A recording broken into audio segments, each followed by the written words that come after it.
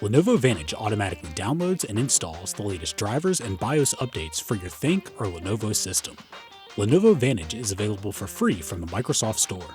To update your system, open Lenovo Vantage and select the System Update tab. If you're running the app full screen, you will see System Update under the Device option at the top. If not, you will need to toggle the menu button to select System Update. You can also use the Update button in your Quick Settings. Click the Check for Updates button to search for currently available updates. Found updates are sorted into lists for critical and recommended updates. Select Install All Updates or click the checkboxes beside the specific updates you wish to install. Click the Install Selected button to begin the installation process. There will be a prompt if any of the updates require the system to reboot.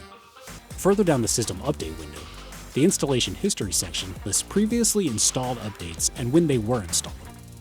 The Auto Update section includes on and off toggle settings to automatically install critical and recommended updates. For more information on your Lenovo devices, visit support.lenovo.com.